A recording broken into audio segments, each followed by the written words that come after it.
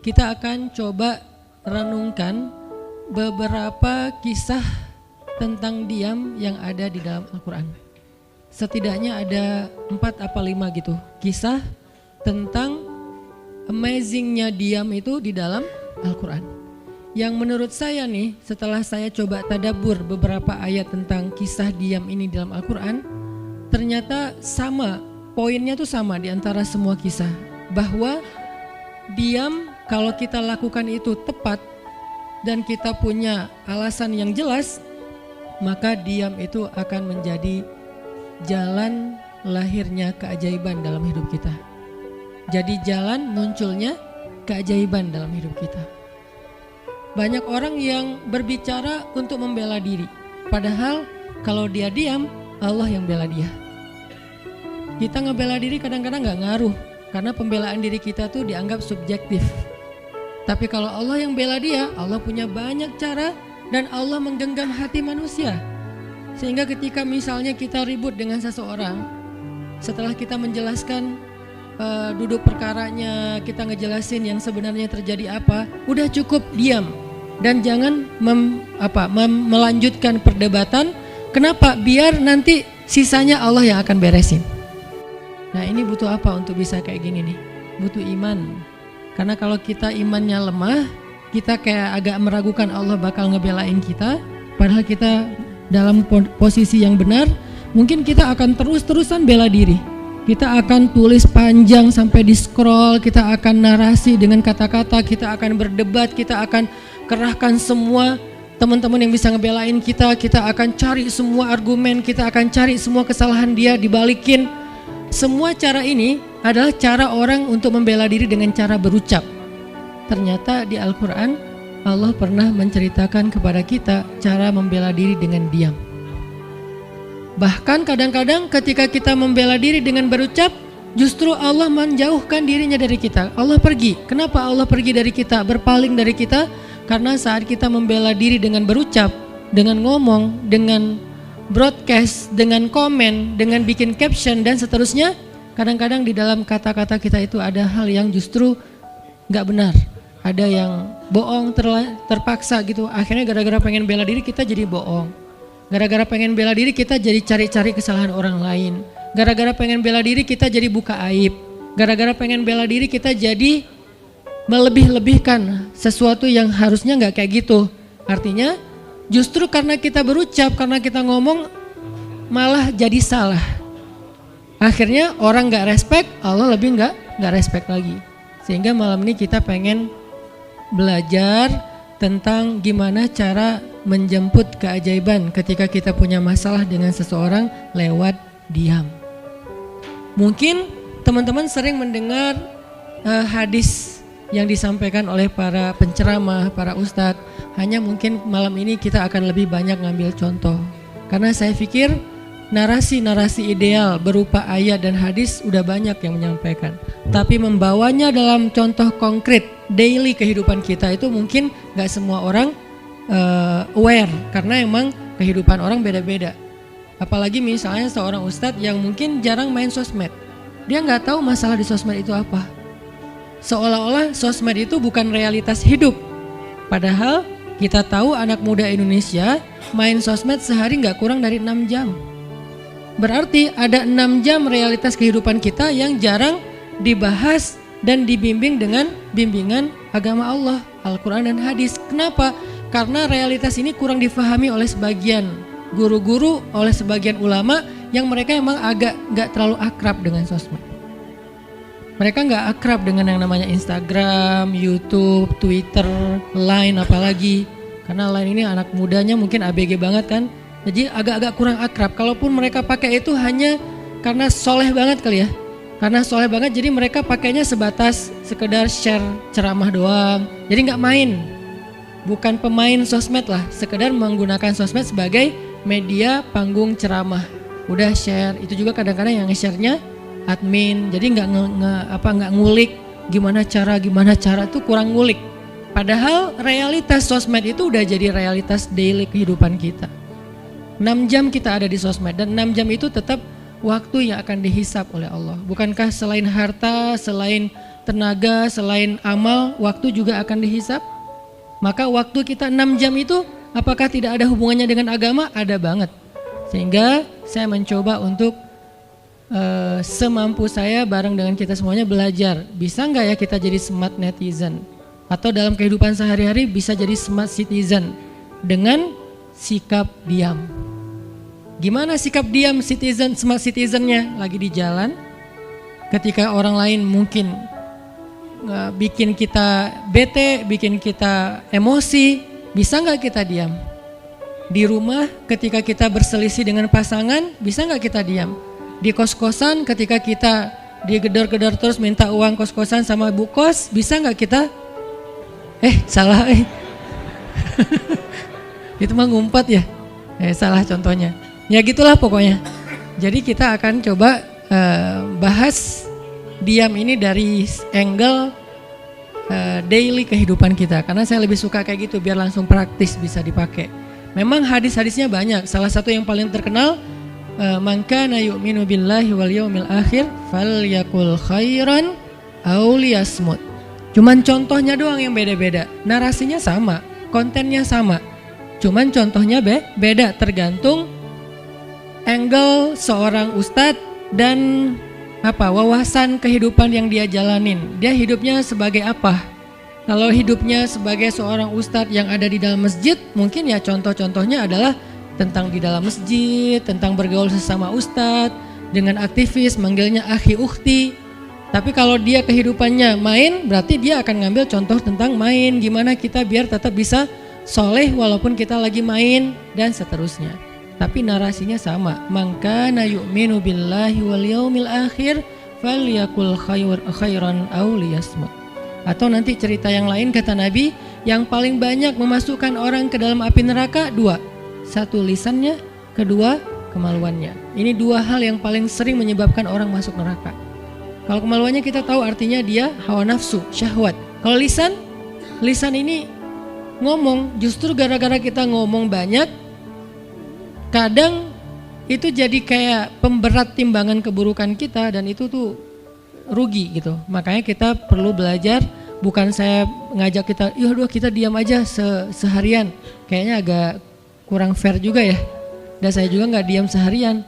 Susah kalau untuk diam seharian, apalagi sama keluarga, kan kita butuh ngobrol sama teman.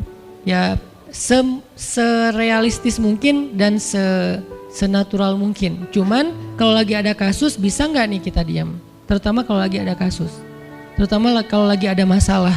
Dan saya yakin kita tuh pasti sering punya masalah dengan seseorang. Gimana caranya kita diam? Gimana cara Nabi diam ketika diomelin oleh Aisyah radhiyallahu anha? Ngomel, diam. Aisyah ngomel kepada Nabi, nggak menceritakan aib orang lain, nggak mencela, cuman ngomel karena lagi cemburu. Nabi diam. Beres Nabi diam, baru Nabi nanya, udahan Aisyah? Udahan. Terus Aisyah mau apa? Udah. Jadi nggak didebat sama Nabi. Padahal Nabi kalau mau mendebat, hadisnya banyak banget. Tinggal sesungguhnya saya bersabda, kan beres ya. Udah selesai. Tapi kok Nabi nggak pakai hadis? Kok malah kita yang pakai hadis Nabi untuk mendebat? Sementara Nabi pemilik hadis nggak pakai hadis buat berdebat. Kalaupun beliau berdebat, perdebatan yang positif, perdebatan yang konstruktif, yang membangun, yang memberikan hasil yang insya Allah tetap menjaga akhlak. Itu yang disebut dengan wajadilhum billati hiya ahsan. Tapi kalau dengan keluarga, Nabi itu nggak suka debat. Istrinya ngambek, istrinya rame-rame nggak mau nggak mau ngomong sama Nabi, ya udah Nabi di mihrab ngomong aja sama Allah sama Jibril. Ternyata lebih dahsyat lagi, ketika Nabi di mihrab ngomong sama Allah dan Jibril doang, akhirnya istri-istrinya lebih dari seminggu ngerasa kayak, nasib kita gimana ya, kok Nabi udah nggak mau ngomong sama kita lagi, kok kita digantung gini gitu kan ya. Akhirnya turunlah ayat Al-Quran yang menegur istri-istri Nabi gara-gara perilaku mereka kepada Nabi. Ini menunjukkan bahwa ayat-ayat tentang diam itu menjadi solusi itu luar biasa loh. Dan saya pengen malam ini sebagai motivator, katanya sebagai motivator saya pengen memotivasi kita supaya kita percaya diam itu solusi. Diam itu keajaiban. Nggak usah komen itu ternyata, nggak nge-reply komen head itu ternyata bagus. nggak usah terlibat dalam perdebatan di sosmed, itu tuh bagus banget. Saya hari ini tadi sore posting tentang update berita di Palestina, ada seorang perempuan yang ditembak di perbatasan sama orang Israel. Kenapa saya turn off si komennya? Karena saya tahu ini akan mengundang emosi, jadi takutnya malah kemana-mana kan, jadi ngomong politik, jadi ngomong apa, mending di turn off aja deh. Tapi kalau yang lagi saya dibully, saya biasanya nggak nge-turn off. Yang di turn off tuh hal-hal yang sifatnya memunculkan polemik yang semakin melebar, jadi kurang produktif. Akhirnya kita offin dulu komennya. Tapi saya tetap pengen share itu biar orang update berita dari sana tuh lagi apa. Dan mudah-mudahan saya berharap itu di repost orang banyak, akhirnya jadi minimal membangun awareness masyarakat dunia bahwa Palestina itu layak untuk merdeka. Dari dulu udah layak untuk merdeka sejak mereka dijajah oleh Israel. Itu aja doang sih kampanyenya. Tapi saya nggak mau kampanyenya melebar kemana-mana sehingga di offin dulu aja komennya. Kenapa? Off komen itu kadang-kadang bagian dari diam baik. Ngapain juga kita ladenin komen yang macam-macam, walaupun mungkin komennya itu ada yang kita berpihak sama dia, sepaham dengan dia, ada yang beda. Tapi tetap aja saya lihat kadang-kadang komen itu berlebihan.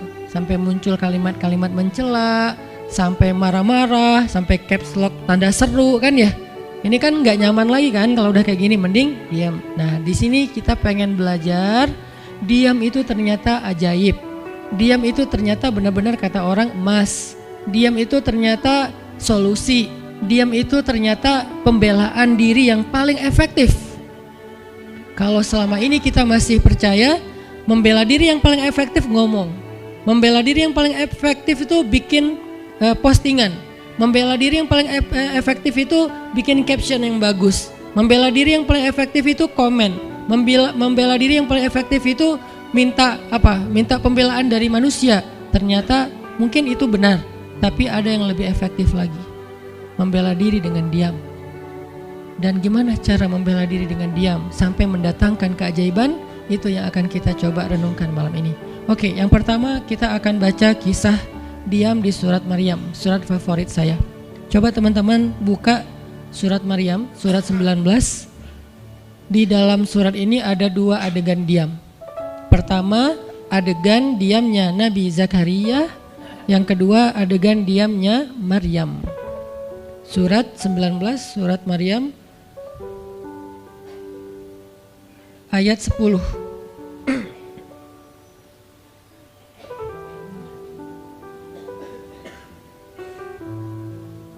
Sekaligus kita pengen belajar kalau kita lagi diam pas kita dicerca, ketika kita disakiti, ketika ada masalah dengan seseorang, kalau kita diam kita ngapain gitu kan gitu ya, nggak diam doang kan, kita ngapain. Nah di sini kita belajar surat 19, surat Maryam ayat 10 dan 11. Kita tilawah bareng-bareng ya, saya baca habis itu teman-teman ikutin. A'udzu billahi minasy syaithanir rajim. Silahkan.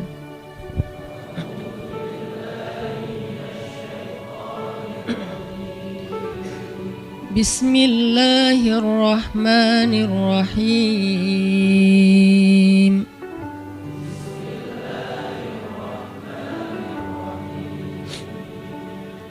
Qala rabbi ij'al li ayah.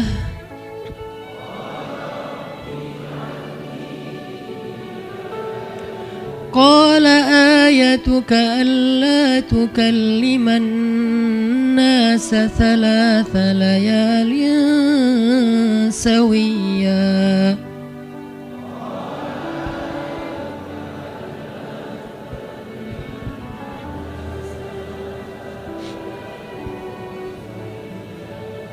فخرج على قومه من المحراب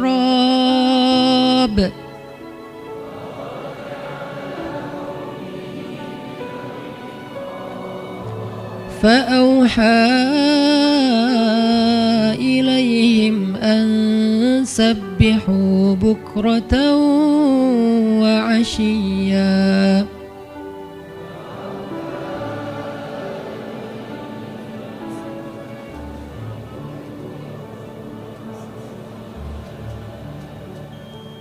Berkatalah Zakaria, Rabbi, berikanlah untukku sebuah pertanda bahwa aku akan punya anak. laki-laki. Allah berfirman, tanda-tanda bagimu adalah engkau tidak akan bisa berbicara dengan manusia selama 3 malam berturut-turut. Maka keluarlah Zakaria kepada kaumnya dari mihrabnya dan memberi mereka isyarat supaya mereka bertasbih kepada Allah setiap pagi dan petang. Ini adalah adegan, kita lanjutin sekitar 2 menit sebelum azan. Ini adalah adegan ketika Nabi Zakaria dapat berita gembira akan punya anak laki-laki. Karena Nabi Zakaria berdoa minta anak laki-laki dari sejak nikah sampai usia 80 tahun.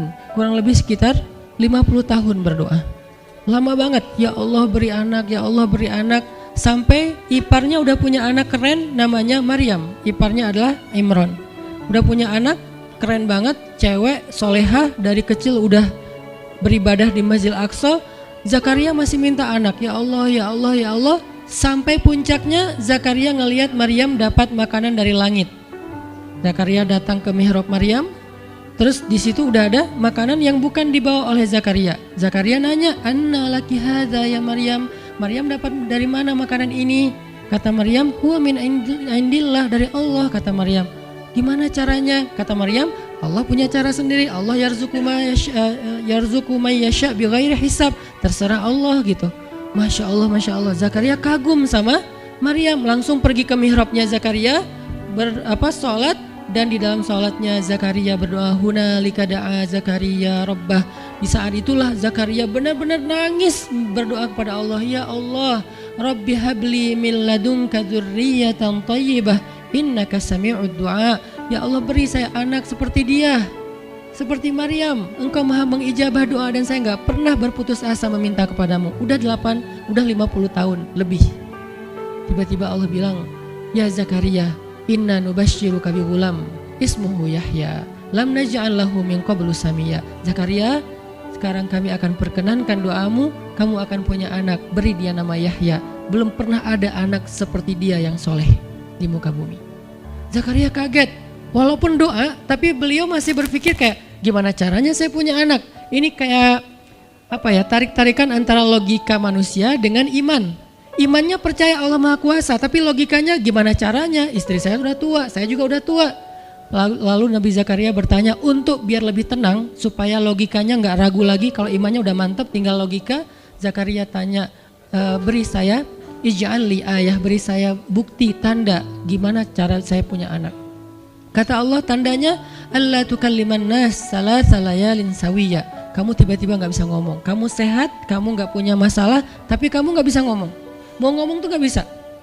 Kamu bisa tilawah, kamu bisa zikir, tapi kamu gak bisa ngomong. Bisa subhanallah, subhanallah, subhanallah. Bisa alhamdulillahi rabbil alamin. Gak bisa. Jadi baca Quran, kalau ada Quran, tapi dulu kan Taurat ya. Baca Taurat bisa, zikir bisa, hayya ala sholah, kalau azan ada azannya bisa. Pokoknya semua bisa kecuali mau ngomong tuh gak bisa. Masya Allah ya, luar biasa. Kenapa? Karena Allah pengen Zakaria zikir aja 3 hari. Jangan ngomong dengan manusia walaupun ucapannya baik kecuali zikir. Jadi kalau mau ngomong dengan manusia, subhanallah, masya Allah, alhamdulillah, bismillah. Cuman gitu doang ngomongnya. Gak bisa, lu mau kemana? Gak bisa. Insya Allah gitu. Jadi cuman bisa zikir. Saking Allah pengen Zakaria menghabiskan 3 hari sebelum Allah tunjukkan keajaiban hanya dengan berzikir. Apa poinnya di sini? Kalau kita pengen ada keajaiban dalam diam, maka isilah diam kita dengan zikrullah. Insyaallah nanti kita lanjutkan setelah sholat isya. Bismillahirrahmanirrahim. Teman-teman semuanya, kita lanjutkan tadabbur kita terhadap ayat di surat Maryam, ayat 10 dan 11, kisah keajaiban yang diperoleh oleh Nabi Zakaria alaihissalam. Dengan Allah anugerahkan untuk beliau anak yang super duper keren, luar biasa, yang bernama Yahya alaihissalam. Dan salah satu cara Allah subhanahu wa ta'ala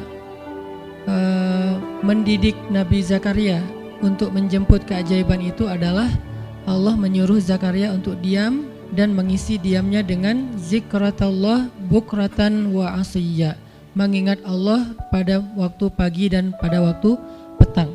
Artinya diisi dengan zikir.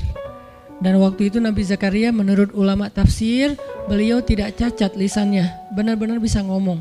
Hanya tidak bisa bicara dengan manusia tapi bisa berzikir. Jadi beliau bisa zikir, bisa mengucapkan kalimat-kalimat Alkitab yaitu Taurat. Beliau bisa membaca ayat-ayat Allah, beliau bisa mengucapkan kalimat Bismillah dan seterusnya, tapi nggak bisa ngomong dengan manusia. Dan itu terjadi selama 3 malam. Dan akhirnya setelah 3 malam, Nabi Zakaria tiba-tiba dapat berita gembira kalau istri beliau hamil. Ini pelajaran penting banget buat kita. Kalau ini pernah berlaku terjadi kepada Nabi Zakaria, keajaiban dengan cara kayak gini, maka ini juga akan terjadi kepada kita. Itulah alasan kenapa kisah tersebut direkam dalam Al-Quran, supaya dia menjadi pelajaran hudan lil muttaqin.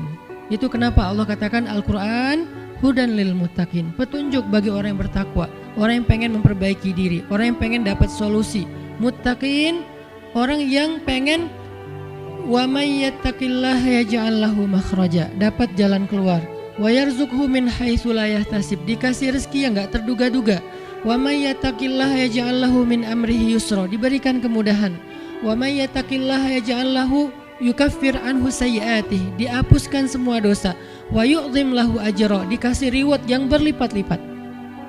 Maka siapa yang pengen dapetin keajaiban-keajaiban orang bertakwa itu, maka jadikanlah Al-Quran sebagai petunjuknya, hudan lil muttaqin. Nah, gimana cara kita jadiin Al-Quran sebagai petunjuk? Jawabannya juga ada di ayat yang sama, la raiba fih, jangan ragukan ayat-ayat Al-Quran, termasuk kisah-kisah yang ada di dalamnya. Sehingga kalau kita benar-benar percaya kisah Nabi Zakaria mendapatkan keajaiban dengan cara diam dan zikir, maka kita coba terapin itu dalam masalah hidup kita. Insya Allah kita juga akan mendapatkan keajaiban dan kejutan seperti yang didapatin oleh Nabi Zakaria. Itu pesan poin yang ada di dalam ayat 10 dan 11 surat Maryam.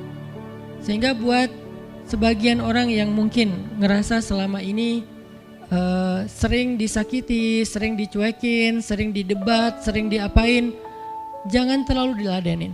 Kadang-kadang ada teman saya nanya ke saya, Ustadz, ini ada yang ngomongin Ustadz gini di sosmed, perlu kita balas nggak nih? Saya bilang udah diamin aja. Itu tuh santai, tapi sebetulnya itu ada kayak alasan kenapa saya memilih sikap itu, bukan karena kayak males ribut. Sebetulnya kadang-kadang kan ribut itu kayak nyenengin ya, kayak olahraga apa ya, emosi gitu kan. Rame-rame di sosmed itu kayak asik kan, kayak kita nge-game gitu kan. Jadi nge-replay komen-komen orang kayak lucu-lucuan gitu. Saya pernah lihat Rachel V-nya bagus juga sih. Ini bukan dalam hal negatif tapi positif, makanya saya sebutnya nama. Rachel itu kan main kemarin ke Australia sama New Zealand. Terus ada dia lagi foto-foto gitu di sana bareng dengan suaminya. Tiba-tiba ada yang komen, Sel, lo nggak cocok di tempat itu. Tempatnya bagus tapi gara-gara lo jadi kurang bagus gitu. Terus dia jawab, ya gue nggak cocok tapi dompet gue cocok, kata dia. Kadang-kadang perlu digituin juga sih ya, biar paham. Karena kata Ustaz Abdul Somad, sombong kepada orang yang sombong adalah sedekah. Tapi itu mah pilihan. Rasal memilih sikap santuy. Tapi dengan dia guyonin, kalau saya memilih sikap diam aja deh. Karena saya takut kalau saya ngomong malah jadi panjang debatnya, dan saya merasa nggak mampu untuk selalu membela diri dengan argumen. Karena membela diri dengan argumen kadang-kadang ya, kalau bahasa Ustaz Umar Mita, orang yang mencintaimu tidak butuh alasan, orang yang membencimu tidak akan menerima alasan. Jadi kayak ya udahlah, diamin aja. Ternyata dengan kita diam muncul aja keajaiban, banyak keajaiban. Jadi benar-benar saya percaya banget diam itu tuh keajaiban. Dan itu berlaku dalam dakwah, berlaku dalam masalah keluarga. Ketika istri lagi ngambek, dia misalnya komen panjang di sosmed, di WhatsApp misalnya, dia kayak misalnya namanya juga lagi ngambek ya, ngomong panjang di WhatsApp. Kalau saya sabar untuk diam, itu tuh beres dengan sendirinya dan akhirnya malah lebih baik. Tapi kalau saya kepancing, jadi kita balas-balesan. Sepanjang hari WhatsAppan terus nggak beres-beres, tapi hasilnya makin lama tuh tangan pegel, hati panas. Karena kayak pengen dia balas apa, oh balesin lagi, balas apa, balesin lagi, terus aja gitu, habis energi dan kerasa gitu capeknya tuh luar biasa. Tiba-tiba muka jadi lebih tua gitu kan ya. Tiba-tiba berkerut semua, terus warna kulit makin doff gitu. Ini gara-gara efek stres kali ya. Jadi intinya adalah jangan diladenin, diamin aja setelah kita klarifikasi fitnah. Kalau itu berbentuk fitnah, tetap kita butuh tabayun, klarifikasi biar tidak menyebar fitnah. Tapi beres klarifikasi nggak usah diperpanjang. Berapa kali mungkin teman-teman ngelihat, mungkin saya pernah ada, nggak ada apa-apanya sih dibandingkan Ustadz Felix. Kalau beliau lebih pro lah dalam masalah kayak gini. Kalau saya beberapa kali dibully di sosmed, pernah nggak saya ladenin? Hampir nggak pernah. Cuman klarifikasi maksudnya, udah beres, diamin aja, diamin. Sepahit apapun, sepanas apapun kalimatnya, yang kadang-kadang Ustadz nggak baca, penasaran soalnya. Kalau kita diam karena nggak baca, mungkin nggak ada challenge-nya kan. Ini baca, komennya semua sampai ribuan itu satu-satu dibaca tuh. Oh gini ya, bisa gini ya orang ngomong teh. Terus aja dibacain satu-satu. Capek, cari air putih, minum lagi, baca lagi gitu. Terus sampai beres dibaca itu. Mungkin 2 hari lah baru khatam. Saking banyaknya komen. Tapi mencoba lagi belajar, bukan udah jago, enggak, sama sekali enggak. Mencoba lagi belajar, bisa enggak setelah udah panas banget, gergetan banget, beberapa udah bisa banget tuh dibalesin, di replay. Jangan deh, ada yang udah di replay panjang, dihapus lagi nggak jadi. Kenapa? Karena masih belajar yakin diam itu keajaiban. Dan selama ini saya ngebuktiin diam itu emang keajaiban. Kenapa? Karena Allah pernah mengisahkan kisah Zakaria dan kisah-kisah yang lain, bagaimana mereka dapetin keajaiban dengan cara diam. Ini yang kita coba pengen rubah sedikit persepsi kita. Nggak selalu bela diri dengan ngomong, kadang kita bela diri itu dengan diam. Nggak selalu kita dapetin keajaiban itu dengan hanya mengandalkan manusia, tapi justru kita dapetin keajaiban saat kita mengandalkan Allah Subhanahu Wa Taala. Itu tuh dahsyat. Yang kedua, sekarang setelah Nabi Zakaria dapat keajaiban anak yang soleh banget, sampai Allah kisahkan di ayat 13 gimana solehnya dia, 14, 15 dan seterusnya. Sekarang kita baca kisah kedua, yaitu kisah Sayyidah Maryam, yaitu ada di ayat 26. Petikannya ada di, cuplikannya ada di ayat 26. Kalau kisah Maryam mah dimulai dari ayat 16 ya. Tapi yang masalah diam itu ada di ayat 26, 27, 28 dan 29. Bismillahirrahmanirrahim. Silahkan.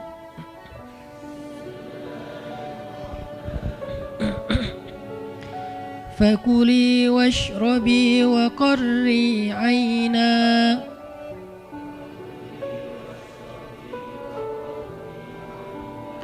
fa imma tarayinna minal bashari ahadan fakuli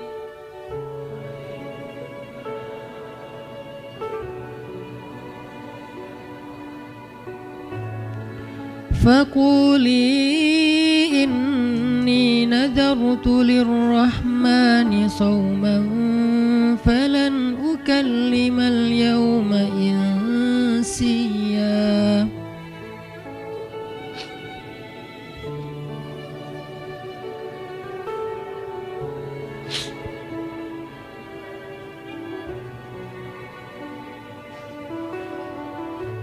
فأتت به قومها تحمله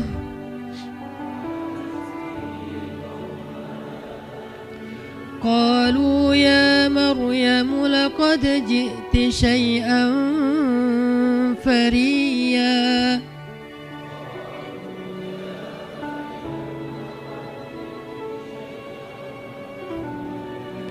يا أخت هارون ما كان أبوك امرأ سوء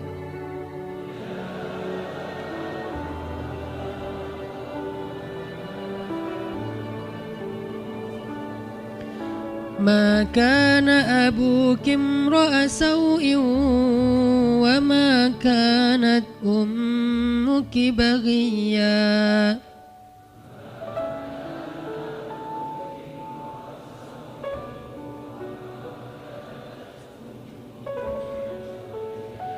فأشارت إليه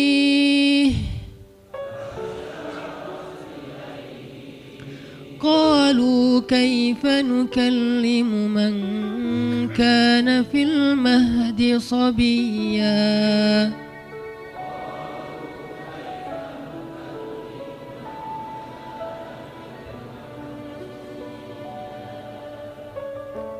Dan maka makan dan minumlah dan bersenang hatilah engkau wahai Maryam, dan jika engkau bertemu dengan seseorang katakanlah sesungguhnya saya telah berazam untuk berpuasa pada hari ini dan saya tidak akan berbicara dengan manusia pada hari ini. Lalu Maryam pun datang kepada kaumnya sambil menggendong bayinya. Kaumnya berkata, wahai Maryam, engkau datang kepada kami dengan membawa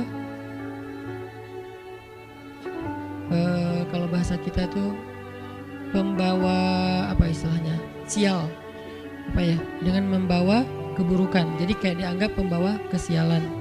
Wahai saudari Harun, sesungguhnya ayahmu bukanlah seorang yang nista ataupun pendosa, dan begitu juga dengan ibumu bukanlah perempuan yang hina. Lalu Maryam memberi isyarat, fa'asyarat ilaih, memberi isyarat dengan menunjuk ke arah bayinya. Lalu mereka berkata, bagaimana kami akan berbicara dengan seorang bayi yang masih digendong oleh ibunya, maksudnya masih terlalu kecil. Ini adalah cuplikan adegan Maryam ketika baru pulang kampung.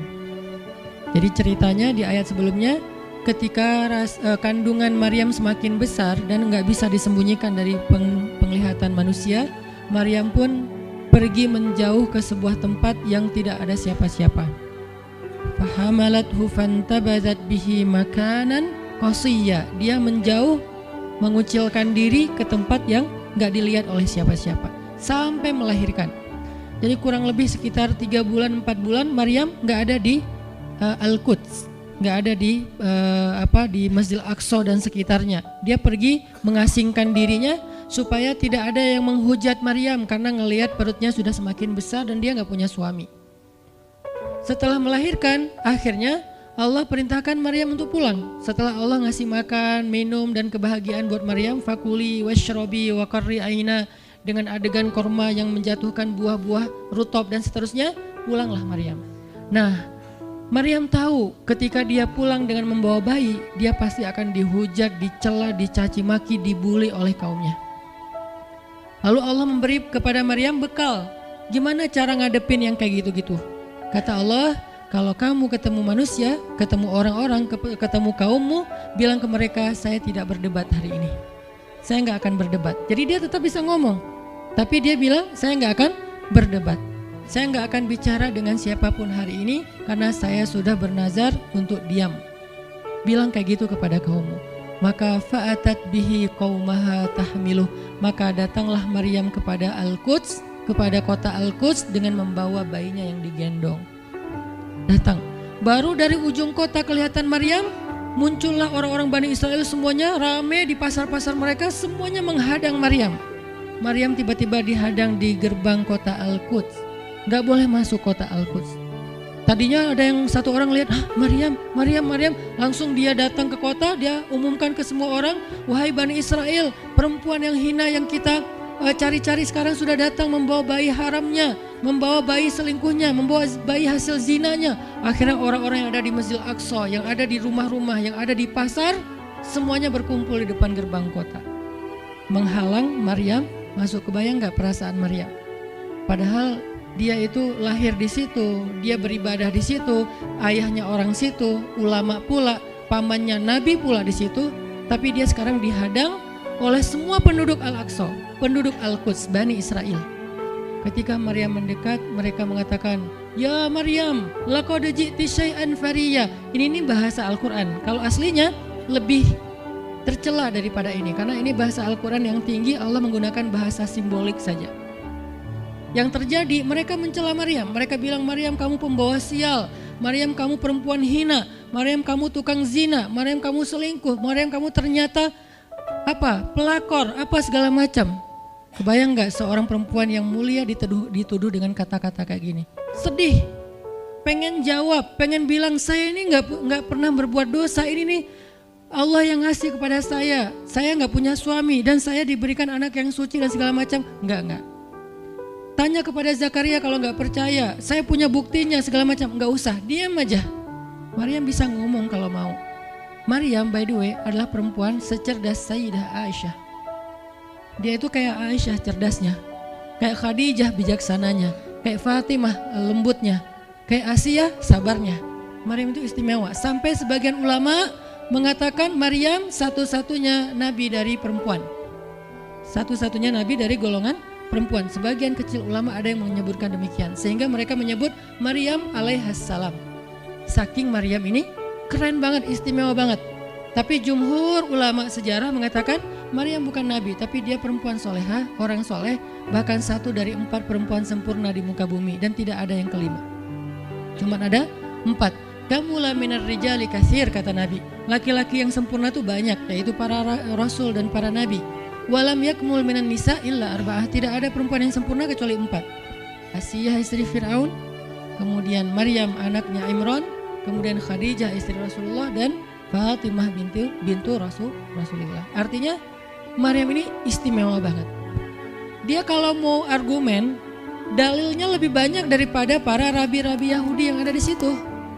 Karena ketika Maryam dulu berkhidmat di Masjid Aqsa, Maryam itu nggak belajar seperti yang lain-lain. Karena kan dulu orang Bani Israel itu paling anti sama cewek ya. Buat mereka perempuan itu kasta kedua. Seolah-olah perempuan itu nggak punya hak yang sama dengan laki-laki. Laki-laki punya hak belajar di Masjid Aqsa, perempuan nggak boleh. Ini kesenjangan gender di masa Bani Israel dulu. Jadi kalau ada yang mau nuduh Islam sebagai tidak memperhatikan masalah gender, dia harusnya baca sejarah. Justru Islam, Al-Quran, Taurat, Injil mengangkat perempuan untuk setara dengan laki-laki. Awalnya perempuan itu hina di masyarakat Bani Israel, dianggap pembawa sial. Sampai masyarakat jahiliyah sebelum Islam datang, apa yang terjadi dengan bayi perempuan? Dibenamkan dalam pasir hidup-hidup, dibunuh, dilempar dari bukit supaya mati langsung seketika. Kenapa? Termasuk Umar pernah membunuh bayi perempuan. Umar radhiyallahu an. Kenapa dia sedih banget? Karena dia ingat masa lalu ketika dia pernah membunuh bayi perempuan. Kenapa mereka membunuh bayi perempuan? Karena dianggap perempuan ini membawa sial. Tapi datang Islam mengubah tradisi itu, mengubah persepsi publik. Yang tadinya perempuan dianggap hina, dalam Islam dikatakan surga ada di bawah telapak kaki ibu. Muncul harga diri perempuan naik. Apalagi sebaik-baik kalian yang paling baik untuk istrinya dan aku yang paling baik untuk istriku di antara kalian. Muncul lagi hadis, kalau seandainya laki-laki mau bersabar terhadap istrinya, maka harusnya dia bersabar 70 kali sehari kalau dia disakiti oleh istrinya. Yang ke-71 baru dia boleh marah. 70 belum boleh marah. Jadi perempuan, ibu-ibu, istri kalau mau bikin suaminya sebel sampai 69 atau 70 boleh lah. Tapi yang ke-71, nah ini udah layak dimarahin. Tapi kan gak pernah ada sampai 70 kan. Paling juga 10%-nya lah, 7 kali sehari. Dan itu istiqomah setiap hari. Hari ini kok kamu gini lagi sih, kemarin udah beda hari. Jadi beda hitungannya, 0 lagi mulai dari awal. Tapi nanti ada hadis penyeimbang. Nabi itu kan bijaksana banget. Yang diajarin bukan cewek doang, cowok juga diajarin. Ketika hadisnya supaya memuliakan perempuan ada, nanti ada lagi hadis laki-laki. Seandainya seorang perempuan menjilat luka dan darah dan nanah di tubuh suaminya, itu belum bisa membayar satu saja kebaikan suami kepada dia. Jadi menjilat lukanya aja belum bisa bayar kebaikan, terus ngapain marah-marah coba. Sehingga dua-duanya ada nasihat untuk suami. Kalau istrinya lagi ngambek, namanya juga lagi sedih, ya udah kamu sabar aja 70 kali. Untuk istri jangan ngambek, karena kalau kalian berbuat baik aja belum bisa bayar kebaikan mereka. Terus gimana dong Ustadz? Ya udah, sekarang solusinya adalah sama-sama mengambil sisi baiknya. Kayak gitu nasihat Nabi. Makanya saya agak kurang setuju kalau khutbah Jumat itu memakai hadis menjilat darah dan nanah. Karena yang dengar suami. Wah bener nih khutbah Jumat, saya senang banget khutbah Jumat hari ini. Pulang-pulang, mah tadi khutbah Jumat keren banget. Nih mah, kebenaran aku catat. Nih mah, gak bisa. Kalau khutbah Jumat pakailah hadis sabar 70 kali.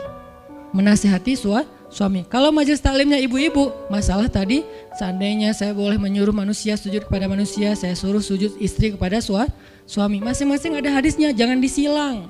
Ini nggak bijak dalam ceramah, karena harusnya memberi nasihat yang bisa memperbaiki, bukan menambah tuntutan baru. Wah benar nih kalau suami saya dengar, harusnya suami saya datang, Ustadz boleh nggak acara selamatan di rumah saya nanti temanya ini gitu.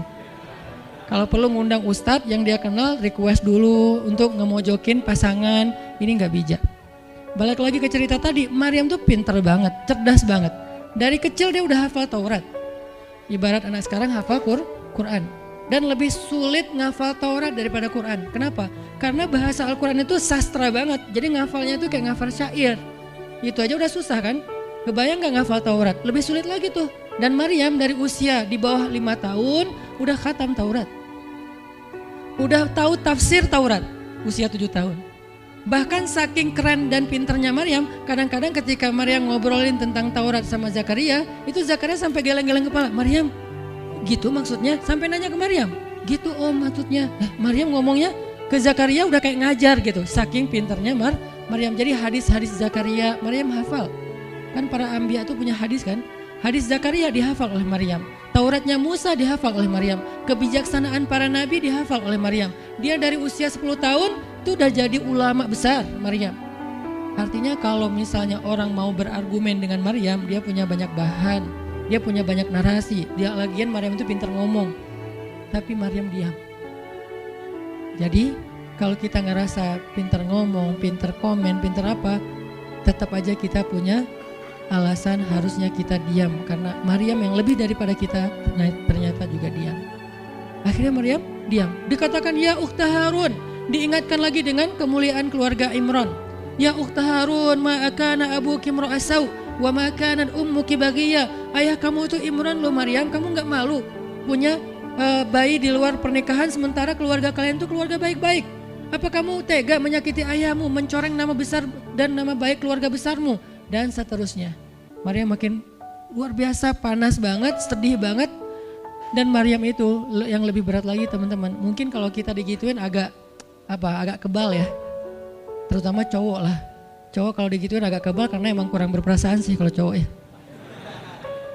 Coba lihat dari angle cewek. Cewek itu lebih peka loh dari kita. Kita mah mungkin lebih mudah lah diam.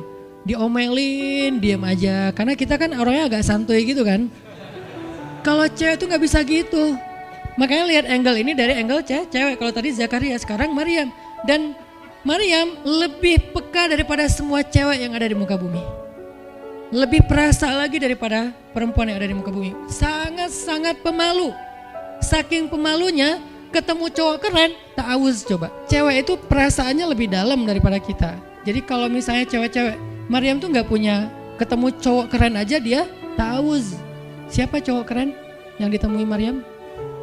Jibril, Gabriel loh yang ditemuin. Dan waktu itu Jibril menjelma. Apa? Fatamassala laha basyaran sawiyya.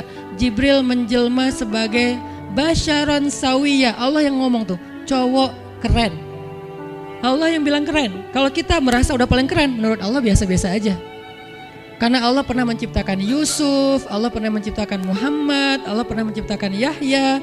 Kita merasa paling keren, Allah pernah menciptakan Sarah, perempuan paling keren juga, Aisyah, Fatimah. Jadi buat kita kayak udah kegeeran paling keren se-Bandung gitu kan ya. Menurut Allah mah biasa. Kalau Jibril, Allah sendiri yang bilang dia tuh emang keren.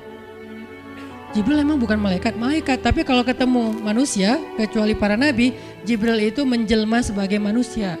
Supaya tidak terlihat wujud aslinya, karena gak kuat orang ngelihat wujud aslinya Jibril. Nabi Muhammad aja pertama ngelihat Jibril dengan wujud aslinya pas di Gua Hira itu lari tuh, takut, saking ngerinya Jibril tuh. Jangankan manusia, malaikat aja segan sama Jibril. Jibril lewat, malaikat gak berani malaikat. Kenapa saya bilang kok disegani? Allah yang bilang di Al-Quran, dia itu malaikat yang disegani. Dzu mirratin. Dzu mirrah kalau bahasa kita, malaikat yang sangat berwibawa. Sehingga di antara malaikat aja gak ada yang sembarangan bicara sama Jibril. Mau bicara sama Jibril kayak, aduh segan malu gitu malaikat. Cuman gak pakai itu mah Sunda ya. Pokoknya malaikat mah nggak berani ngomong sama Jibril saking segannya. Kenapa? Gagah banget wujud aslinya. Ketika dia membentangkan sayapnya, itu sayap menutupi timur dan barat. Jadi matahari, bulan, bintang udah nggak kelihatan. Yang kelihatan cuma Jibril dengan keagungannya.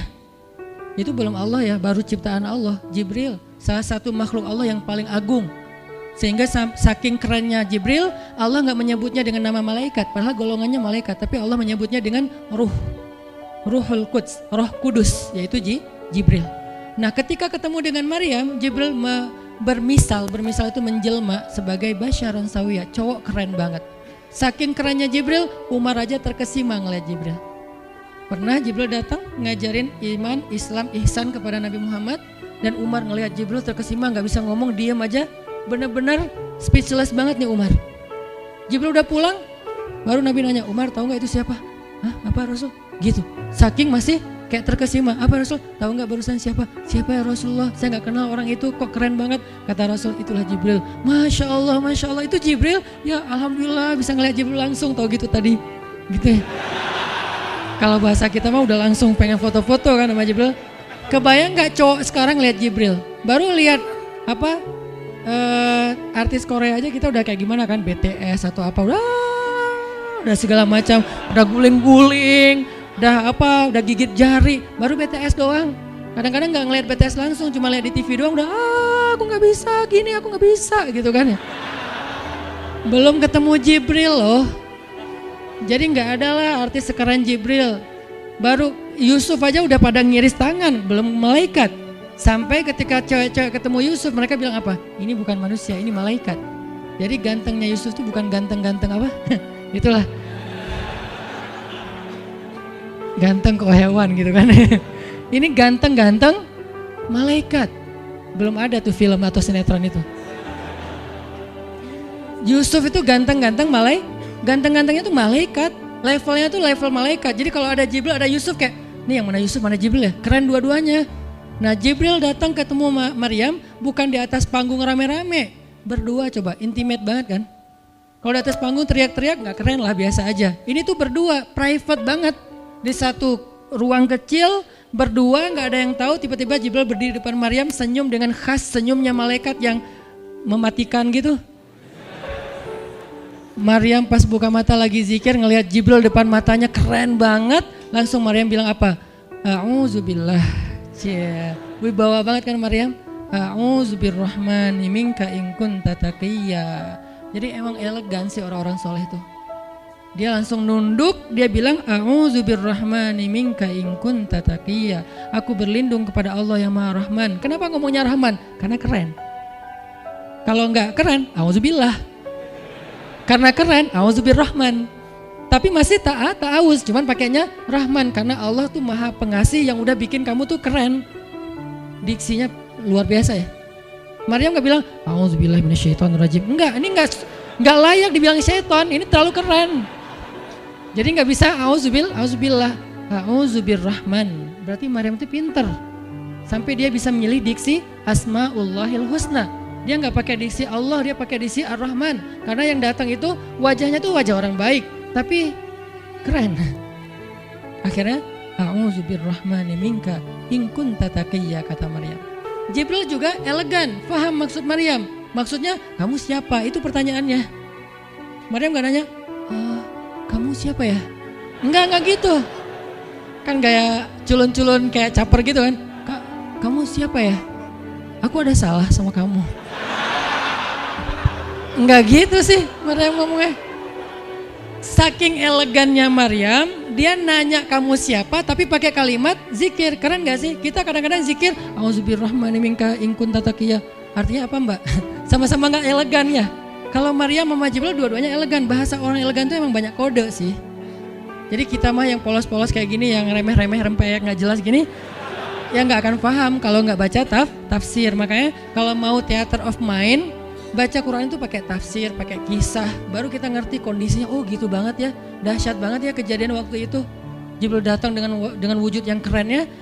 Maryam pengen nanya kamu siapa? Kok tiba-tiba masuk ruangan saya? Tapi bahasanya A'udzubirrahmani minka in kunta taqiyya. Aku berlindung kepada Allah yang Maha Baik darimu kalau kamu takut kepada Allah. Maksudnya kamu siapa? Takut gak kamu sama Allah? Baru Jibril mengatakan, saya adalah utusan Allah, berarti malaikat, untuk memberi kabar kepadamu kalau kamu akan punya anak.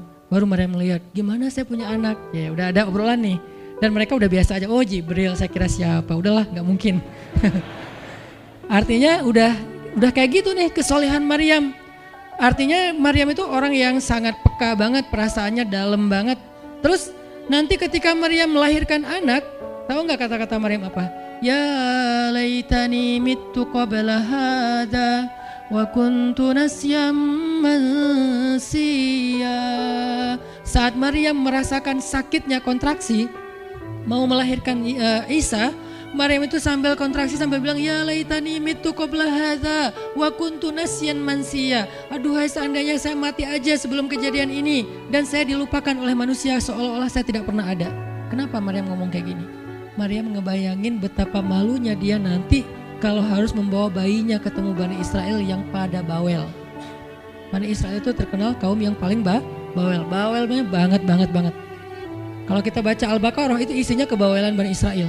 Kata Nabi Musa, sembelihlah Al-Baqarah. Al-Baqarah itu kan banyak, yang warna apa? Cari yang warnanya bersih. Yang bersih kan juga ada belang-belangnya nggak dikit. Terus yang beratnya berapa kilo, yang dari mana, dari Bali atau NTB atau dari mana, bawel banget. Udahlah cari aja seekor sapi, sembelih beres. Tapi nanya lagi, bertele-tele. Itulah Bani Israel. Dan Maryam tahu banget karakter kaumnya.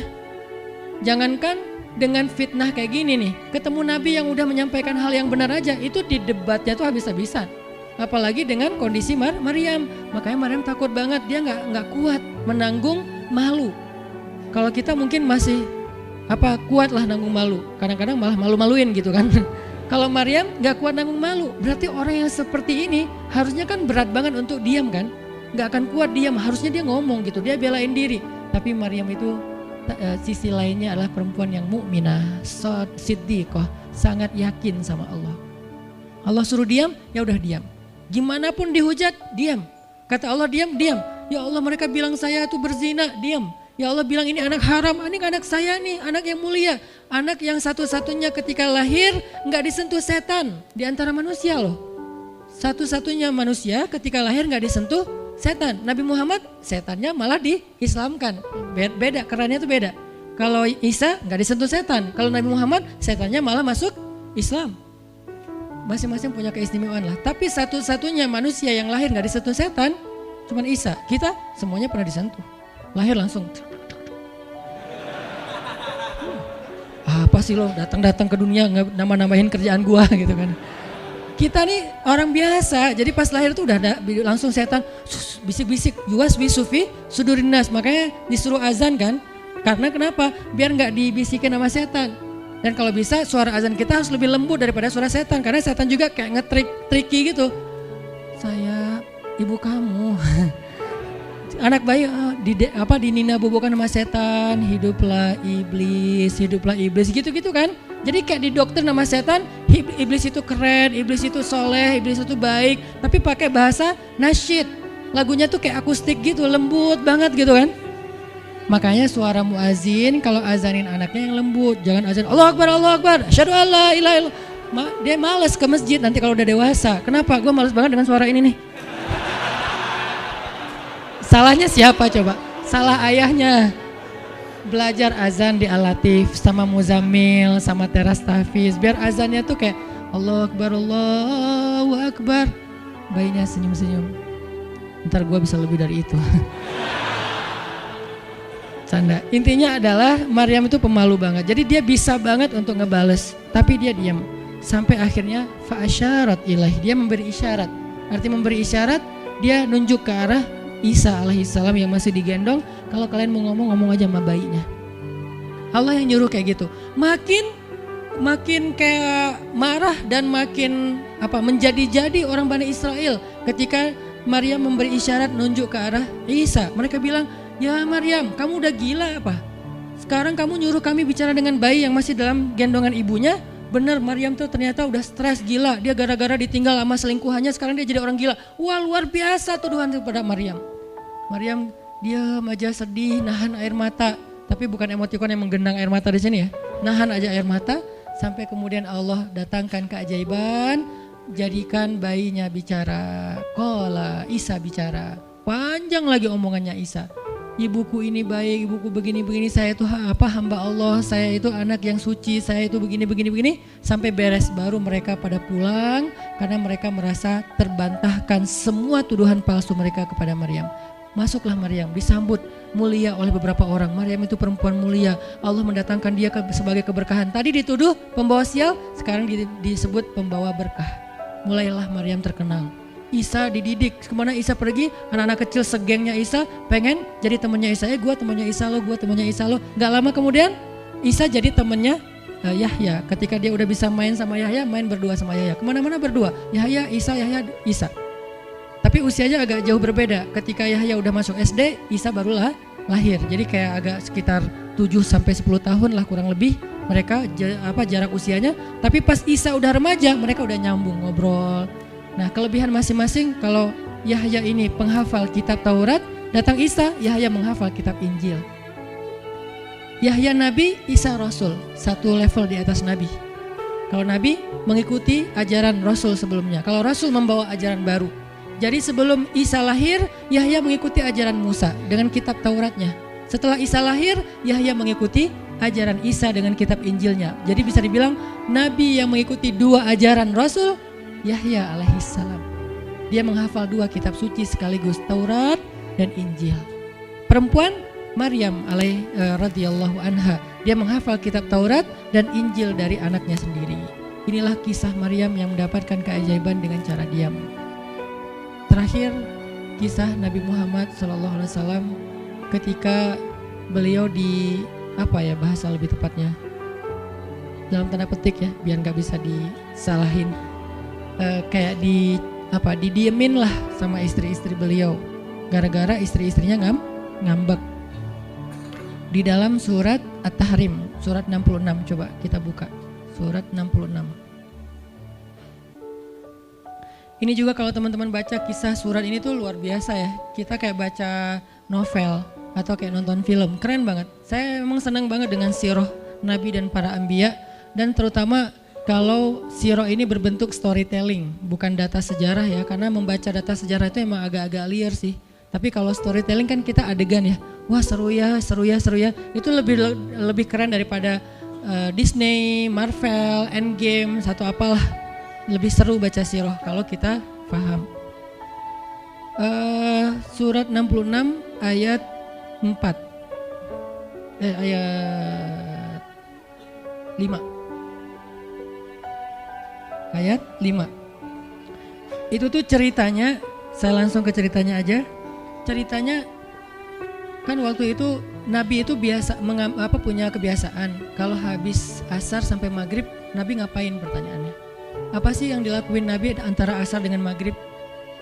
Ternyata kebiasaan Nabi di hari Jumat di hari-hari biasa antara asar dengan maghrib itu adalah keliling ke rumah-rumah istrinya.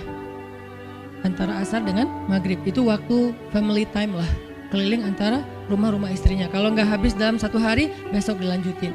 Nah hari itu Nabi datang ke rumah Maria yang dari Mesir itu, istri beliau yang dari Mesir, Maria Kiptiyah, dan lama di rumah Maria, nggak pulang, nggak pindah-pindah gitu. Sementara Hafsah sama Aisyah udah nungguin Nabi di rumahnya Aisyah berdua, karena emang Hafsah sama Aisyah ini kan ngegeng banget ya berdua ya. Kayak soulmate banget lah, walaupun sama-sama istri Nabi, tapi mereka kayak fair, berdua tuh nggak ada masalah. Kalau yang dengan yang lain mereka cemburu. Nungguin di rumah Aisyah. Hafsah, Nabi di rumah siapa sih sekarang? Kata Hafsah, di rumah Maria. Kok lama banget sih di rumah Maria, dikasih makan apa sih? Gak tahu tuh, dari tadi kita tungguin gak datang-datang. Kan sesama cewek nih, ngobrol. Lama gak datang-datang, menjelang maghrib Nabi baru datang. Aisyah udah agak bete nih, lama banget sih giliran di Maria aja datang lama, di rumah saya gak datang-datang. Begitu Nabi datang, Nabi datang. Dia aja Aisyah sama Hafsah. Assalamualaikum. Waalaikumsalam. Kayak ngambek gitu kan. Kata Nabi, Aisyah kenapa? Hafsah kalian kenapa? Kata Aisyah, ya iyalah sedih. Kok di rumah Maria lama banget, dikasih makan apa sih, enak ya? Kata Aisyah. Enggak makan apa-apa, cuma minum madu. Oh, kata Hafsah, pantesan kok bau mulutnya gak enak. Pasti madunya gak benar tuh di sana tuh. Iya gak benar, jangan minum madu lagi, kata Aisyah. Kata Nabi, ya udah mulai sekarang saya nggak akan minum madu lagi. Demi apa? Menyenangkan hati Aisyah. Aisyah langsung yes, Nabi nggak akan minum madu lagi demi saya. Berarti saya kan istimewa banget. Kenapa bisa istimewa? Karena aslinya Nabi itu hobi banget minum madu. Kayak saya mungkin senang minum kopi. Tapi demi istri, mulai sekarang saya nggak akan ngopi lagi. Kan istri saya ngerasa, wah demi aku tuh dia nggak mau ngopi lagi. Kan keren kan? Akhirnya Aisyah ngomong ke istri-istri yang lain. Kalian tahu nggak? Kata Aisyah. Kayak ngomong di grup gitu kan? Tapi grupnya bukan grup WhatsApp, grup mereka gitu. Kalian tahu nggak? Nabi sekarang nggak akan minum madu lagi loh. Kenapa? Karena aku. Wah keren ya Aisyah, istimewa banget ya. Sampai Nabi rela nggak minum madu. Padahal madu itu baik. Nabi senang juga demi Aisyah. Ya demi aku gitu. Akhirnya Aisyah bahagia. Allah nggak ridho. Begitu Nabi ngomong kayak gitu, Allah turunkan ayat pertama surat At-Tahrim. Ya ayuhan Nabi. Jibril langsung turun. Ya Rasulullah ada pesan. Ada pesan tuh dari Allah. Kata Rasulullah, pesan apa Jibril? Nih, ya ayuhan Nabi, lima tuharrimu ma ahallallahu lak tabtaghi mardhata azwajik. Kenapa engkau mengharamkan apa yang Allah sudah halalkan bagimu? Hanya pengen menyenangkan hati istrimu, wahai Rasul? Astagfirullah, salah ngomong saya. Mengharamkan yang Allah halalkan. Astagfirullah ya Allah, mulai sekarang saya akan minum madu lagi. Astagfirullah, maafin saya ya Allah. Jibril balik ke Allah, kasih tahu Nabi akan minum madu lagi. Nabi ngomong ke istri-istri yang kumpulin semuanya, kecuali Aisyah. Semuanya dikumpulin, ada Hafsah di situ. Wahai istri-istriku, maaf ya aku salah ngomong kemarin depan Aisyah. Sekarang aku akan meralat, mulai sekarang aku akan minum madu lagi di rumah-rumah kalian. Jadi kalau sore aku lagi datang, siapkanlah madu seperti biasanya. Terus istri-istri Nabi ngerasa, Masya Allah Nabi sekarang minum madu lagi demi kita, gitu kan ya. Kan antara mereka kan saling pengen nunjukin siapa yang paling istimewa kan. Demi kita sekarang Nabi udah minum madu lagi. Nabi sampai meralat kata-katanya. Akhirnya ternyata kalimat itu sama Hafsah disampaikan ke Aisyah. Kalau bahasa sosmed kita di capture, di forward. Kan bahaya banget kan? Disampaikan ke Aisyah. Aisyah tuh lihat Nabi sekarang minum madu lagi loh. Demi siapa coba? Demi kami. Aisyah, innalillah, jadi Nabi gini. Cuman Aisyah gak sampai ngomong kayak kita. Dasarnya cowok dimana aja sama gitu. Itu mah kata-kata cewek sekarang ya. Kalau Aisyah kan elegan kan gak ngomong gitu. Akhirnya pas Nabi datang Aisyah diam. Kata Nabi, Aisyah kenapa? Oh jadi gitu, di belakang ternyata sekarang minum madu lagi. Hah? Nabi langsung datangin sama Jibril. Rasulullah tahu gak kenapa mereka rame-rame sekarang? Siapa yang ngasih tahu nih ke Aisyah? Jibril ternyata jadi penengah. Makanya jangan macam-macam deh sama Nabi. Ada Jibril, ada Allah kan. Susah gitu membuat rahasia. Tahu nggak Rasulullah kenapa Aisyah ngambek? Kenapa wahai Jibril? Gara-gara Hafsah ngebocorin rahasia Nabi kepada Aisyah. Oh ini kerjaan Hafsah, kata Nabi. Oke, Hafsah. Panggil nih Hafsah. Dipanggil Hafsah, kata Nabi, Hafsah, kamu udah membocorkan rahasia saya. Ini menurut sebagian tafsir. Memang ada banyak tafsir sih. Salah satu tafsirnya kayak gitu. Hafsah, kamu udah membocorkan rahasia aku. Dan sekarang istri-istri pada ngambek. Istri yang lain juga ikut ngambek sekarang gara-gara Nabi kayak sekali minum madu, sekali gak minum madu. Yang lain pada diam semuanya. Datang ke rumah Ummu Salamah. Assalamualaikum, Ummu Salamah, waalaikumsalam. Tadi kayak aku belum selesai jemuran, dah langsung pergi jemuran. Gak mau ngomong sama Nabi. Maria, assalamualaikum, waalaikumsalam. Kayaknya tadi aku lagi sibuk nyetrika deh. Jadi gak ada yang mau ngomong sama Nabi. Diam semuanya. Nabi kan jadi sedih kan. Gara-gara siapa coba? Gara-gara Hafsah. Akhirnya Nabi bilang, Hafsah, aku kecewa banget dengan sikap kamu. Kamu gak jaga rahasia aku. Sekarang aku antar kamu pulangnya ke rumah Umar. Bahasa lainnya diceraikan. Hafsah dicerain sama Nabi. Kerennya Hafsah pas digituin, dia cuma nangis. Dia gak bilang, ya Rasulullah, Rasul tega nyerain saya, terus saya gimana? Gitu. Enggak. Rasulullah cuma masalah madu doang, cuma masalah capture dan saya forward doang kayak gitu langsung diceraikan. Tega banget sih Rasulullah. Rasulullah gak punya hati apa? Enggak. Hafsah tuh diam. Ini nih keajaiban diam yang lain ya. Diceraikan sama Nabi. Innalillah, astagfirullahaladzim. Hafsah yuk kita pulang ke rumah Umar. Iya ya Rasulullah, pulang aja. Baik banget nih Hafsah, soleha banget. Jadi by the way emang semua istri Nabi itu soleha, cuman namanya perempuan kadang-kadang muncul sifat dasarnya mereka cemburu, mereka sedih, mereka baper. Tapi itu manusiawi dan perempuan yang soleha pun merasakan hal itu. Hafsah pulang ke rumah Umar. Assalamualaikum, waalaikumsalam, dibuka sama Umar. Ya Rasulullah, Hafsah langsung masuk ke kamarnya. Ya Rasulullah, anak saya bikin salah apa? Pasti dia nyakitin Rasulullah ya. Maaf ya Rasulullah. Langsung Umar marah-marah. Hafsah, kamu ngapain dekat sama Rasulullah? Hafsah diam aja. Dimarahin habis-habisan sama Umar. Umar tahu sendiri, sayang banget kan sama Nabi. Ketika ada masalah antara Nabi dengan anaknya, pasti yang dimarahin anaknya, bukan Nabi. Nabi pulang, Hafsah diomelin sama Umar, diam aja, nggak ngomong apa-apa, diam. Akhirnya Jibril turun, ya Rasulullah ada pesan dari Allah. Apa wahai Jibril? Di surat At-Tolak, surat putus. Kan At-Tolak itu artinya diputusin. Bahasa ini pesantrennya dicerai. Turun surat At-Tolak. Kata Jibril, Allah nyuruh kamu raji'ha ya Rasulullah, raji'ha innaha qawwamah sawwamah fa innaha min azwajika fil jannah. Wahai Rasulullah, rujuk Hafsah. Disuruh rujuk. Allah nggak reda Rasul menceraikan Hafsah. Tahu nggak kenapa Allah begitu membela Hafsah ketika Hafsah ada masalah dengan Rasul? Salah satunya karena Hafsah diam. Harusnya Allah ngebela Rasul, Umar aja ngebela Rasul, sahabat-sahabat ngebela Rasul karena Rasulullah selalu benar. Tapi Allah ngebela Hafsah, kenapa? Karena Hafsah diam, sebegitu ajaibnya diam. Sampai ketika ada seorang perempuan bermasalah dengan kekasih Allah, Allah malah membela perempuan ini, bukan kekasihnya. Raji'ha ya Muhammad, rujuk Hafsah, dia itu istrimu di dunia dan di surga. Akhirnya Rasulullah, jadi saya rujuk wahai Umar, ya Hafsah masih nangis di kamarnya. Balik lagi Rasulullah naik onta ke rumah Hafsah, Assalamualaikum, Waalaikumsalam. Ya Rasulullah, udah saya marahin tuh. Hafsah, kata Umar, udah gak apa-apa Rasulullah, udah gak usah bersedih, udah saya marahin habis-habisan dia tuh. Kata Rasulullah, Umar, aku pengen ngomong sama Hafsah. Ya Rasulullah jangan, biar saya aja ngomong, dia emang gak bisa ketemu sama Rasul. Ya Umar, aku pengen ketemu sama istriku. Hah, istrimu? Hafsah, itu Rasulullah. Keluar lagi Hafsah, soleha banget, lembut banget, keluar. Ada apa ya Rasul? Hafsah tuh gak marah-marah. Ada apa ya Rasul? Hafsah, aku pengen ngomong sama kamu. Umar diam bingung. Kata Rasulullah, Hafsah, aku ingin ajak kamu balikan. Romantis gak sih? Rasul pengen ngajak Hafsah balikan. Kok balikan sih Ustaz? Ya rujuk kan balikan. Rujuk artinya kembali ya balikan. Hafsah balikan yuk. Umar bingung, hah balikan? Hafsah, Allah yang nyuruh aku untuk merujuk kamu. Umar makin bingung, Hafsah kamu keren banget. Sampai Allah belain kamu gitu. Kata Nabi, Hafsah, Allah turunkan ayat khusus tentang kamu di surat ini. Umar makin bingung, sampai turun ayat, Masya Allah, anakku ini subhanallah, Masya Allah gitu kan ya. Akhirnya, ya Rasulullah, Allah sampai turunkan ayat tentang masalah ini. Alhamdulillah, Hafsah sujud syukur, Hafsah nangis, Hafsah langsung meluk Rasul. Umar, aduh gimana nih?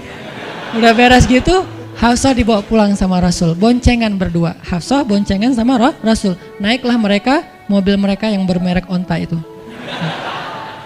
Gimana cara pulangnya? Di depan rumah Umar, Rasulullah langsung berlutut, langsung ngasih tangan buat Hafsah. Hafsah megang tangan Nabi, injak lutut Nabi, naik ke atas onta. Itu tuh romantis banget. Lalu Rasulullah bonceng Hafsah. Tadi kan cerita Hafsah dicerai sama Nabi itu kan heboh di grupnya istri-istri Nabi kan. Hafsah dicerai loh. Jangan-jangan kita juga dicerai. Soalnya Nabi udah gak mau ngomong sama kita. Astagfirullah. Jadi grup Nabi, istri-istri Nabi itu pada khawatir kalau mereka juga sama nasibnya dengan Hafsah. Pada bingung. Tapi tiba-tiba mereka ngelihat Hafsah pulang ke rumahnya dibonceng Nabi. Itu tuh langsung trending loh. Istri-istri Nabi, tahu gak tuh Hafsah dirujuk sama Nabi sampai turun ayat di surat At-Talaq. Oh gitu. Wah Hafsah keren banget ya. Wah istri-istri Nabi pada cemburu pada Hafsah. Diturunkan Hafsah, yang lain pada ngintip Hafsah. Sampai masuk ke rumahnya. Nabi beres di rumah Hafsah, keluar masuk ke masjid. Dia aja di masjid. Istri yang lain Nabi gak mau ngomong. Aisyah, Ummu Salamah, Saudah, Maria, Sofia, siapa lagi? Yang Zainab bintu Jahsy. Semuanya Nabi diamin, gak mau diajak ngomong. Datang satu-satu, ya Rasulullah mau dibuatin minum apa? Astagfirullah, subhanallah. Datang lagi Aisyah, Rasulullah capek, subhanallah. Diam semuanya, nggak ada yang mau diajak ngomong sama Nabi. Udah mereka akhirnya pada pulang, bingung. Nasib kita gimana ya? Tanya ke Hafsah yuk. Sekarang Hafsah jadi kayak selebritinya. Hafsah, pada datang ke rumah Hafsah. Hafsah bantuin kita dong. Sampai Aisyah aja yang tadinya kayak bisa dibilang kayak pemimpin istri-istri Nabi kan. Aisyah paling cerdas, paling disayang sama Nabi. Sekarang Aisyah diam-diam ngomong, Hafsah bantuin dong, kita nih lagi digantung sama Nabi. Kata Hafsah sekarang kan kayak lagi di atas angin gitu. Kalian sih nyakitin Rasul, cie. Hafsah tuh kayak wah lagi masa-masanya Hafsah gitu kan. Hafsah gimana dong? Ya udah ngomong aja langsung sendiri. Rasulullah nggak mau ngomong sama kita. Ya udah coba minta tolong ke ayah kamu Aisyah, kan ayah kamu dekat sama Rasulullah. Akhirnya ngundang Abu Bakar, ya Abu Bakar baca deh tafsir dari ayat-ayat ini. Abu Bakar datang, ayah tolongin kami dong. Kenapa? Kami tuh dianggurin sama Nabi, didiamin, digantung udah seminggu lebih. Jangan-jangan kami juga dicerai kayak Hafsah. Kalau Hafsah dicerai tapi udah dirujuk, kami gimana nasibnya? Akhirnya ya udah biar aku yang ngomong sama Rasul. Datanglah Abu Bakar ke masjid. Rasul lagi zikir. Ya Rasulullah, itu istri-istrimu ngutus saya. Subhanallah, subhanallah, subhanallah.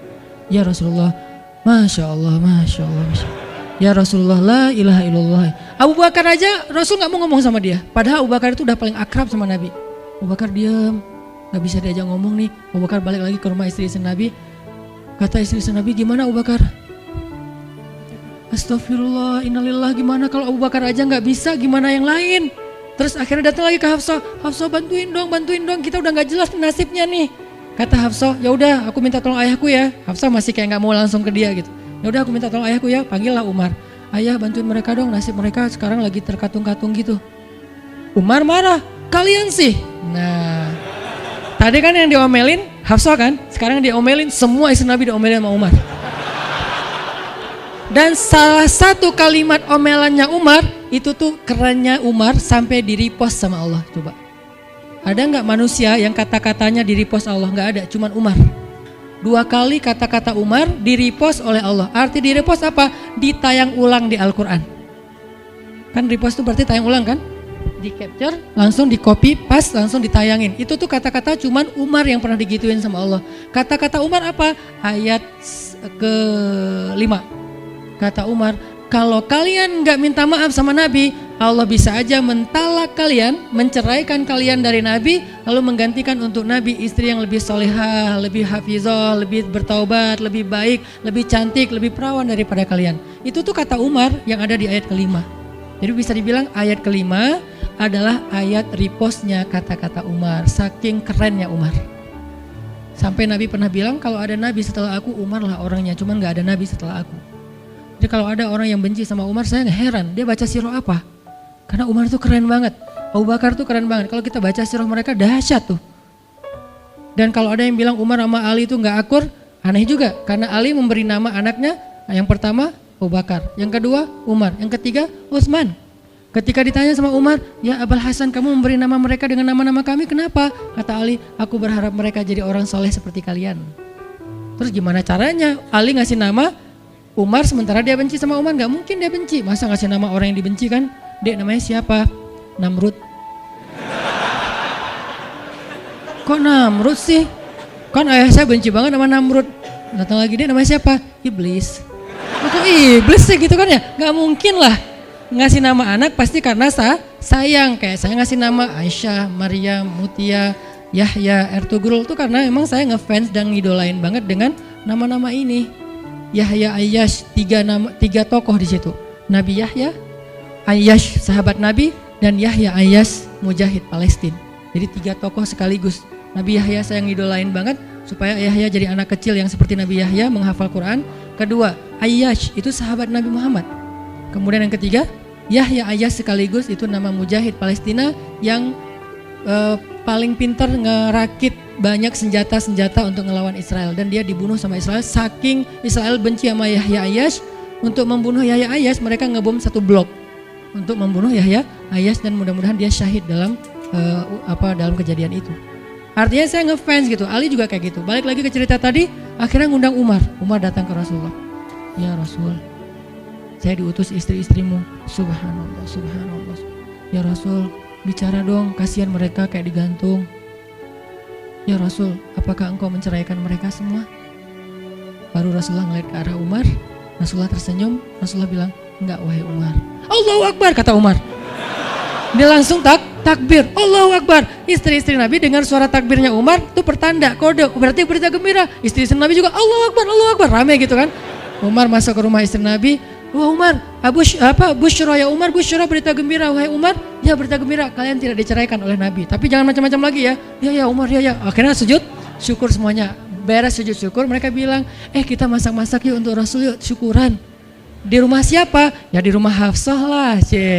Akhirnya mereka masak-masak di rumah Hafsah. Pas sudah beres masak-masak, mereka ngundang Nabi untuk pulang. Tapi yang berani ngomong sama Nabi cuman Hafsah, kita udah beres masak nih, minta dong Nabi pulang ke rumah. Ya udah tenang, biar aku yang minta. Hafsah datang, ya Rasulullah, kami masak-masak lo untuk Rasul, yuk pulang yuk. Ya Hafsah, udah beres Nabi zikir, sujud, beliau balik sama Hafsah. Sampai ke rumah Nabi, tenang, udah selesai lah urusannya. Apa yang terjadi setelah itu Ustadz? Udah gak ada riwayatnya, jadi gak bisa diriwayatin. Pokoknya beres itu mereka pun hidup bahagia selamanya. Apa pelajarannya di sini? 2 orang di sini dapat keajaiban lewat diam. 1 Hafsah, Allah suruh rujuk gara-gara dia diam. 2 Nabi, diam aja sambil zikir sampai akhirnya Allah beri pelajaran yang berharga. Istri-istrinya yang tadinya ngambek serentak semuanya insaf bahasa kita, sadar dan mereka minta maaf kepada Rasulullah. Jadi kalau istri lagi ngambek, lagi ngomel, diam.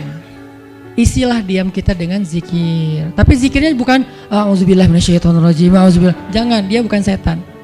Dia hanya lagi ngambek. Subhanallah, masya Allah, alhamdulillah lah. Yang paling efek itu la haula wala quwata illa billah. Itu ngefek banget. Mudah-mudahan ini bisa menjadi penyemangat, motivasi untuk kita semuanya. Betapa kata as-samt, as-sukut, diam aja dalam Islam itu adalah kebaikan yang luar biasa dahsyat. Mudah-mudahan itu bisa jadi behavior, perilaku kita sehari-hari, perilaku kita di sosial media, perilaku kita di jalan, di rumah, dimanapun. Sehingga orang yang sudah hijrah, udah ngaji, mukmin, harusnya bisa menjadikan diam sebagai bentuk pembelaan diri kalau dia ada masalah. Barakallahu fiikum, subhanakallahumma wa bihamdika, asyhadu an la ilaha illa anta, astaghfiruka wa atubu ilaik. Assalamualaikum warahmatullahi wabarakatuh.